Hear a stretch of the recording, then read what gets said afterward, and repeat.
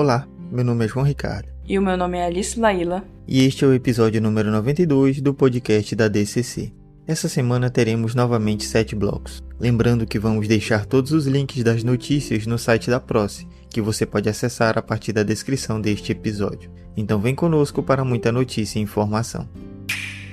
Bloco número 1, notícias nacionais e internacionais. Uma pintura de uma mestra holandesa de 400 anos que os especialistas acreditam que pode valer milhões de dólares foi descoberta em um depósito na Austrália. A obra se chama Still Life, foi mantida por muitos anos no que hoje é o museu conhecido como Woodcraft Academy nas Montanhas Azuis, Nova Gales do Sul. A valiosa pintura do século XVII da Idade de Ouro holandesa foi descoberta em uma coleção de 60 mil peças após a construção e seu conteúdo ter sido doado ao National Trust of Australia. A pintura apresenta uma mesa posta em uma toalha branca com uma torta de carne moída, nozes, um pãozinho, uma taça de prata e copos.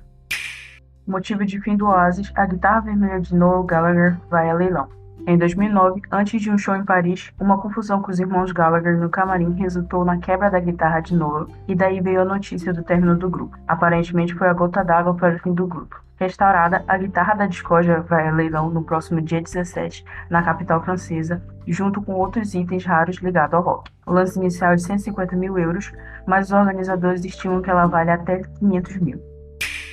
A cantora espanhola Rosalía anunciou que fará turnê mundial ao longo desse ano, passando pelo Brasil e apresentando-se em São Paulo. Até o momento, estão marcados 46 shows em 15 países. Ela desembarca na capital paulista no dia 22 de agosto para tocar no Tokyo Marine Hall, antigo Tom Brasil, e logo segue para Buenos Aires, sem passar por outras cidades brasileiras. Formada em música com especialização em flamenco, desde seu primeiro álbum, Eu Maluqueria, em 2018, ela mescla o pop com ritmos tradicionais espanhóis. Em seu último trabalho, Motomami, lançado neste ano, ela mistura as influências hiperpop do reggaeton do flamenco para criar um som único que levará ao mundo durante a nova turnê.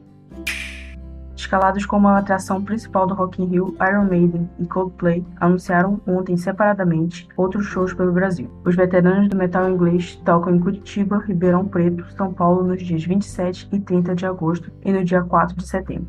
Já o Coldplay, que esgotou 2 dos seus shows em São Paulo e um no Rio, fará 2 apresentações extras, uma em cada cidade, nos dias 12 no Rio de Janeiro e 18 em São Paulo, no mês de outubro. Lia de Itamaracá, cantora pernambucana de 78 anos, fará série de apresentações combinadas com uma exposição no Itaú Cultural. Se quiserem fazer algo para mim em homenagens, façam por mim viva. Depois que eu morrer, não adianta. Essa é a filosofia da lendária Lia de Itamaracá, mais importante representante da ciranda pernambucana. Aos 78 anos de vida e 60 de carreira, a cantora, compositora e dançarina é tema de uma exposição que começa amanhã em São Paulo. No espaço que remete às rodas de ciranda estão figurinos, reproduções de reportagens e outros itens relativos à vida da artista, reconhecida pelo governo de Pernambuco como patrimônio vivo da cultura local. Após 2 anos em silêncio, os tambores voltarão a rufar no Sambódromo com os desfiles das escolas de samba do Carnaval 2022 de São Paulo e do Rio de Janeiro. Entre idas e vindas, as avenidas seriam preenchidas inicialmente com carros alegóricos e fantasias no dia 25 e 26 de fevereiro. Entretanto, com o aumento de casos de Covid e o avanço da variante Omicron, a festa foi adiada para o feriado de Tiradentes. Este ano, as escolas do Grupo Especial do Rio e de São Paulo desfilam nos mesmos dias e nos mesmos horários. Ao todo, serão 5 dias de desfile.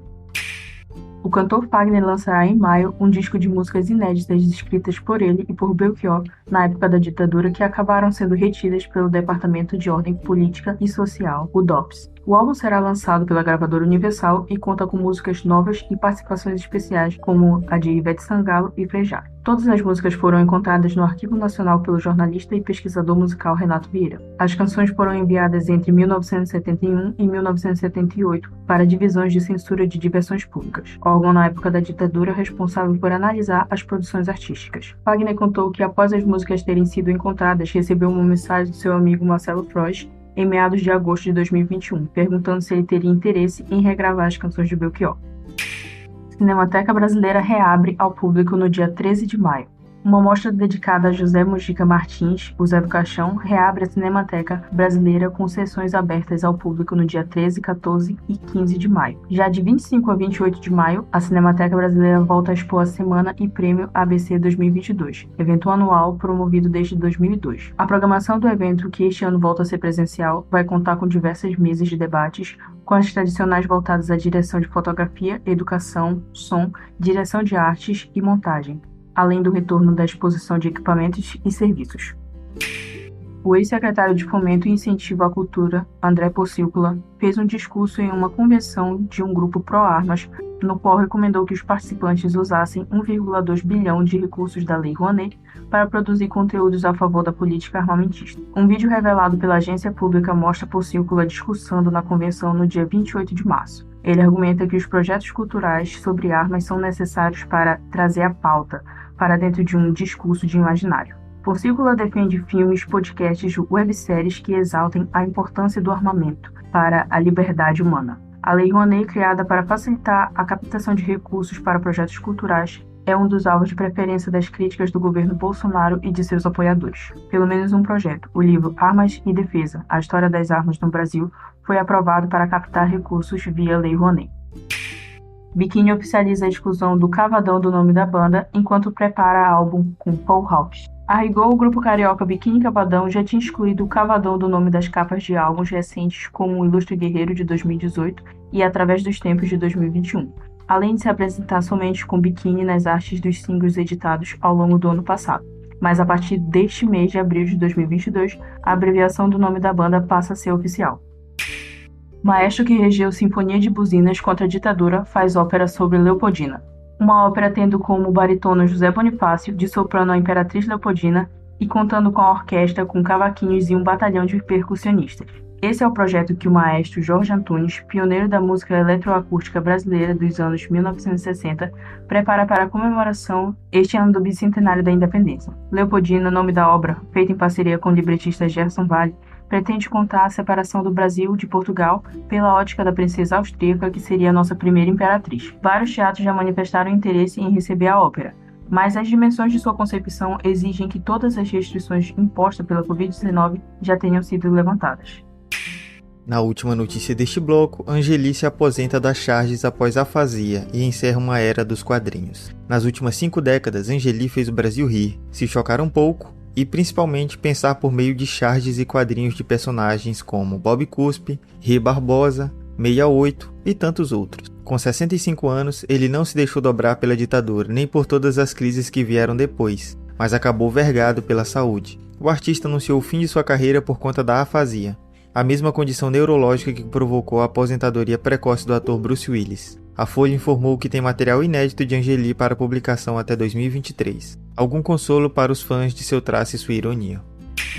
Bloco número 2, notícias estaduais, regionais e locais. A Amazônia Jazz Band recebe o público com os sucessos da temporada. Na quarta-feira 20, houve uma grande celebração no Teatro da Paz com a Amazônia Jazz Band, a AJB, que apresentou clássicos dos Bee Gees, Djavan, Roupa Nova e Michael Jackson, as músicas mais pedidas pelo público durante a temporada. O espetáculo também homenageou o violinista e compositor paraense Sebastião Tapajós.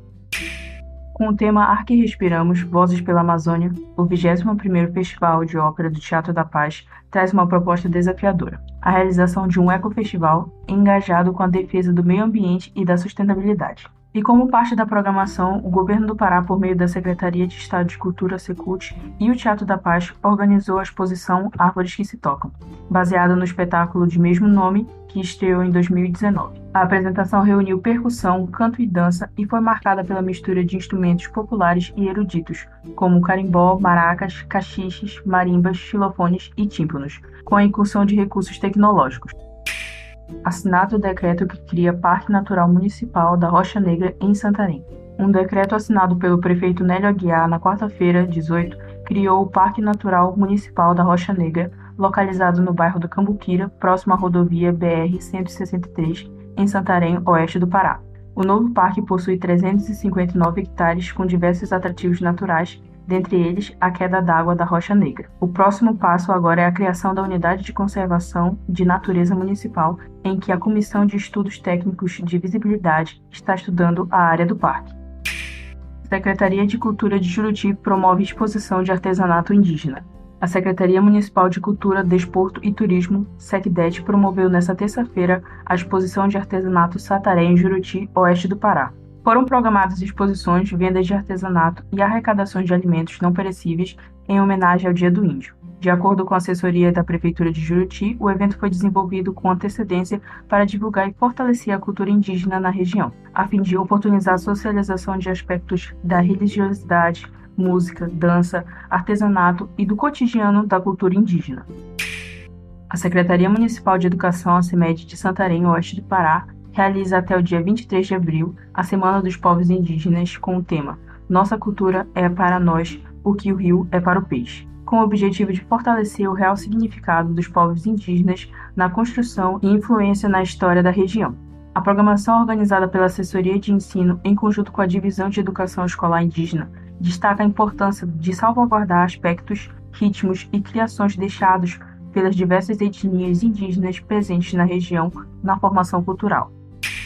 O FOPA e o FPA lançam primeiros livros da coleção Amazônia Recontada. O Programa de Pós-Graduação em Sociologia e Antropologia da Universidade Federal do Pará, PPG-SA da UFPA e o Núcleo de Estudos Interdisciplinares em Sociedades Amazônicas, Cultura e Ambientes da Universidade Federal do Oeste do Pará, SACACA-UFOPA, lançaram nesta terça-feira, 19 de abril, os 2 primeiros livros da coleção Amazônia Recontada. O lançamento se deu em uma live no canal do SACACA da UFOPA no YouTube. O primeiro livro, Comunidade Quilombola do Ariramba, é dedicado à comunidade remanescente de Quilombo do Ariramba, localizada nos limites dos municípios de Óbidos e Oriximiná, no oeste do Pará. O segundo volume, Repartimento dos Pilões, Terra de Castanheiras e Castanheiros, é sobre a comunidade de repartimento dos pilões. A coleção Amazônia Recontada nasceu com o propósito de transformar o conteúdo produzido com rigor acadêmico em livros com linguagem e formato mais convidativo ao público em geral. Para ajudar a contar a história dos lugares, os livros possuem ilustrações de cenas cotidianas observadas em pesquisas de campo. No dia 22 de 4 de 2022, nesta sexta-feira, às 17h30, ocorrerá o lançamento oficial do filme documentário Festa de São Tomé de Cametá, Aveiro, e contará com a presença dos responsáveis pela obra, organizadores da Festa de São Tomé, autoridades da Prefeitura de Aveiro, no Pará, entre outros. O filme foi feito dentro do projeto de pesquisa Performance do Dom em Festas de Santo na Amazônia Contemporânea, desenvolvido no âmbito do Núcleo de Estudos Interdisciplinares em Sociedades Amazônicas, Cultura e Ambientes, SACACA-UFOPA. A obra retrata toda a tradição envolvida na realização da festa dedicada a São Tomé na comunidade de Cametá, e tem como protagonista os próprios moradores. O evento será transmitido no canal oficial do Projeto SACACA no YouTube. A UFOPA, por meio do projeto Cine Mais Cultura da DCC-PROCE, promove no dia 27 de abril de 2022, às 15 horas, o debate sobre o documentário Green, Guarda Rural Indígena de 2016. Foi convidado para o debate o bacharel e mestrando em Direito Abimael Munduruku. A mediação será feita por João Ricardo, coordenador de cultura da DCC, PROCE e UFOPA. Para ter acesso ao filme, é necessário fazer inscrições entre os dias 18 e 26 de abril de 2022 por meio do formulário eletrônico. O link do filme será enviado a partir da inscrição. Haverá certificado de participação e a live debate poderá ser acompanhada pelo YouTube no canal Estúdio Encontro das Águas da UFOPA. CIB amplia atendimento nas bibliotecas da UFOPA em Santarém. Desde segunda-feira, 18 de abril, o atendimento presencial nas unidades de biblioteca da Universidade Federal do Oeste do Pará, em Santarém, Unidade Tapajós e Unidade Rondon, foi ampliado. A partir da ampliação, o atendimento ocorre de modo ininterrupto todas as segundas, quartas e sextas, das 9 às 17, para toda a comunidade acadêmica e comunidade externa. Nessa etapa, o acervo, as estações de pesquisa acadêmica e o espaço de estudo coletivo e individual estão com acesso liberado, porém com limite reduzido de usuários. Bloco 3. Editais, inscrições e eventos. Estão abertas as inscrições para o Laboratório de Roteiros Audiovisuais da 21ª Goiânia Mostra Curtas. Roteiristas, diretores, estudantes, profissionais de audiovisual e público em geral poderão receber consultorias online através do laboratório, que acontecerá em julho deste ano. Os interessados podem se candidatar gratuitamente até o dia 28 de abril, às 23h59, horário de Brasília, pelo site oficial do evento. Serão ofertadas 6 vagas ao todo. O principal objetivo do laboratório é reconhecer e qualificar roteiros originais ainda não produzidos, contribuindo com seu desenvolvimento, garantindo a visibilidade e a criação de oportunidades para sua eventual realização. Poderão se inscrever pessoas residentes de todo o Brasil. As consultorias serão realizadas nos dias 7, 8 e 9 de julho via Zoom.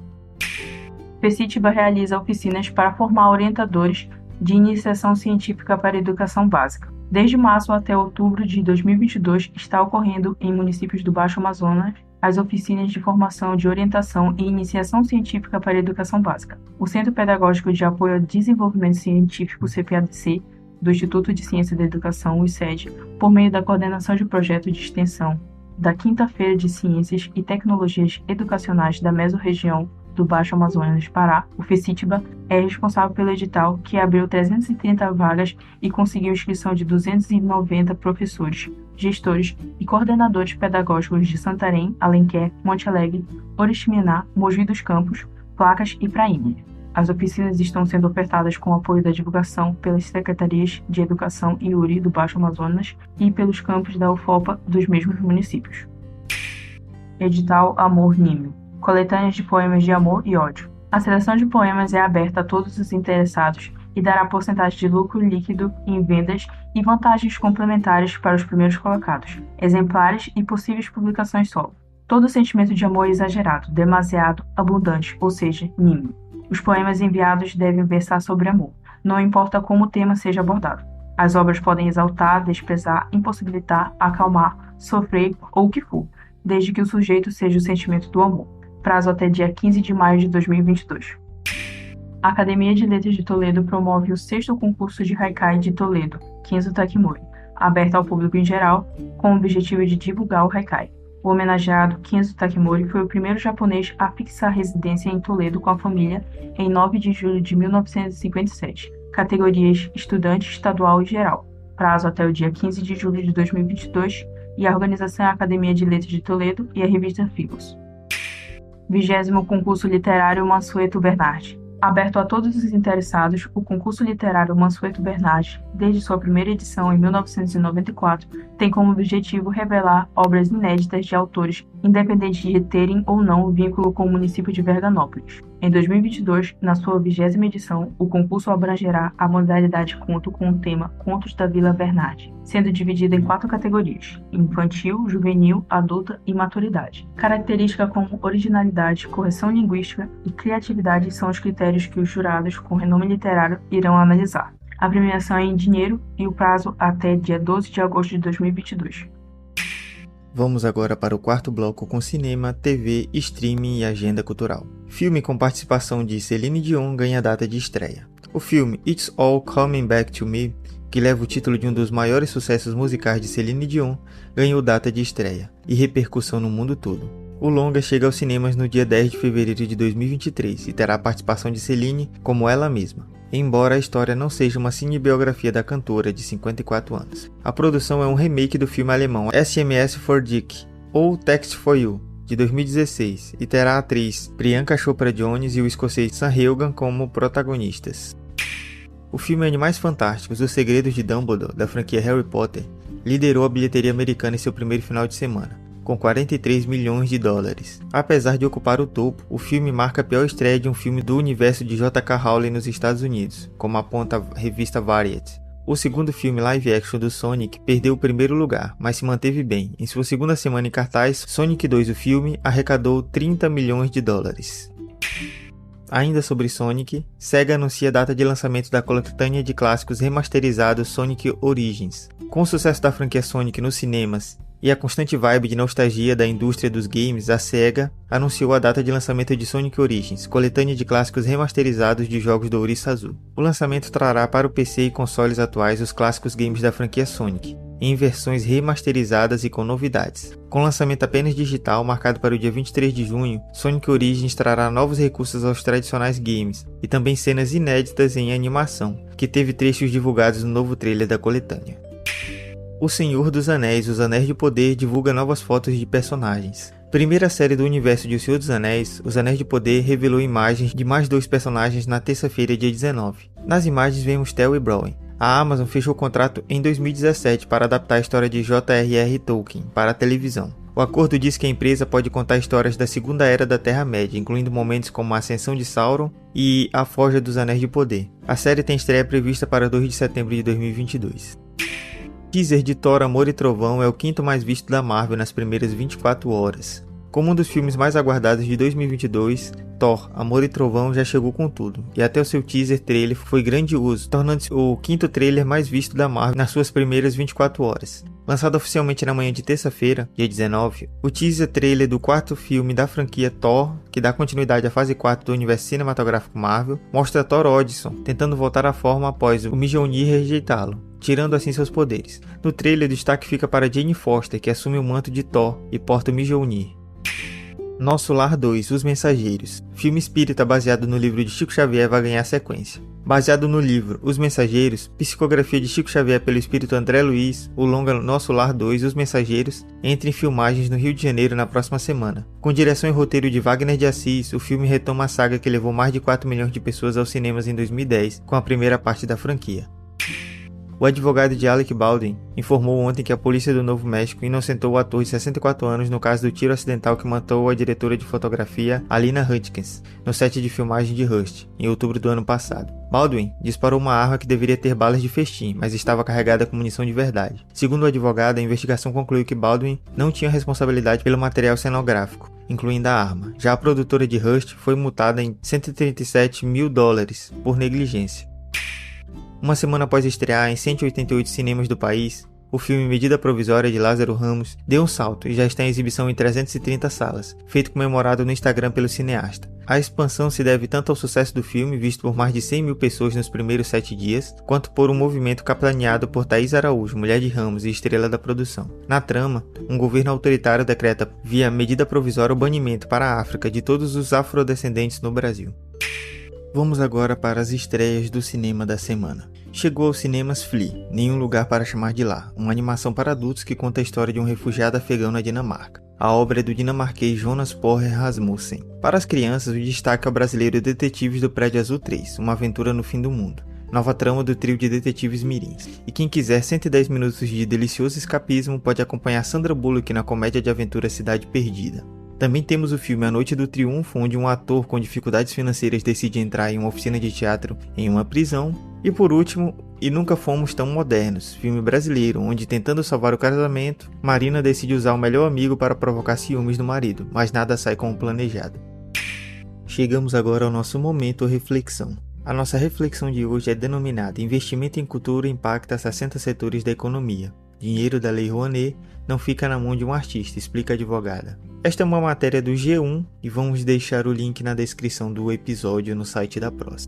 Do material usado na cenografia de um espetáculo ao custo da alimentação da equipe que o produz, o investimento em cultura e entretenimento chega a movimentar 60 setores da economia do Brasil, revelam dados da Fundação Getúlio Vargas. A pesquisa não parece ter convencido o ex-secretário de Fomento à Cultura, André Porciúncula, que recomendou o uso de 1,2 bilhão da Lei Rouanet a projetos pró-armas. No episódio 690 do podcast O Assunto, a advogada especialista em políticas culturais Cris Olivieri comenta as mudanças que vinham ocorrendo na principal lei de incentivo à cultura, durante o governo Bolsonaro. Em fevereiro deste ano, o governo reduziu de R$ 45 mil para R$ 3 mil o limite do cachê que pode ser pago a artista solo por apresentação através da Lei Rouanet. Também houve uma redução de R$ 10 milhões para R$ 6 milhões no teto de captação das empresas que financiarem iniciativas culturais. Quem sente o impacto deste corte, segundo Olivieri, são os profissionais na base da cadeia produtiva. Abre aspas. Esse dinheiro não fica na mão de uma pessoa, nem de um artista. Fica na mão de uma cadeia gigante de profissionais. É uma atividade que impacta muitas empresas de médio e pequeno porte. Fecha aspas.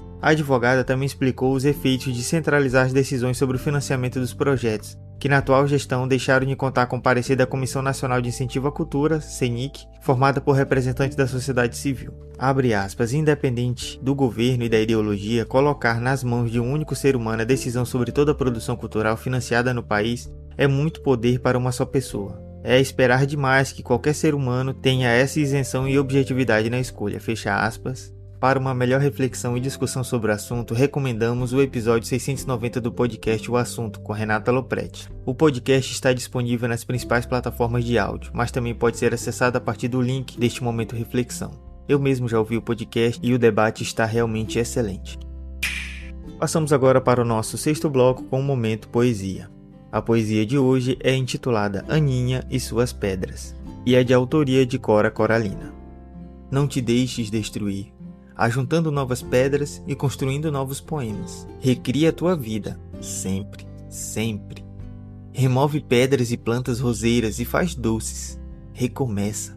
Faz de tua vida mesquinha um poema. E viverás no coração dos jovens e na memória das gerações que hão de vir. Esta fonte é para uso de todos os sedentos. Toma a tua parte, venha a estas páginas e não entrave seu uso aos que têm sede. Fechamos o 6º bloco e vamos agora para o nosso último bloco com as dicas culturais. A nossa dica cultural do nosso 7º bloco é o documentário Transversais, que está disponível na Netflix. Transversais é um documentário nacional que segue 5 pessoas diferentes que têm em comum um fato. De um modo ou de outro, foram atravessadas pela transexualidade. Os 5 selecionados para o longa documental são do Ceará, de diferentes classes sociais, histórias de origem e profissão. As 5 vidas dão depoimentos sobre suas histórias e de como é ser trans, de como foi o processo até o presente de cada um, as fronteiras que tiveram que enfrentar, a família e a sociedade em si. Érica é professora, Samília é funcionária pública, Caio José é paramédico, Caio Lemos é pesquisador acadêmico, Mara é jornalista e mãe de uma adolescente. Todos falam sobre o duro processo da transição, tanto emocionalmente quanto fisicamente, e a alegria que os traz de finalmente serem quem são. O longa é uma luta contra a desinformação regional, contra as fake news e o preconceito que pessoas LGBTQIA+, enfrentam em todos os sentidos dentro da sociedade. Esta foi nossa recomendação de hoje, este foi o nosso episódio da semana.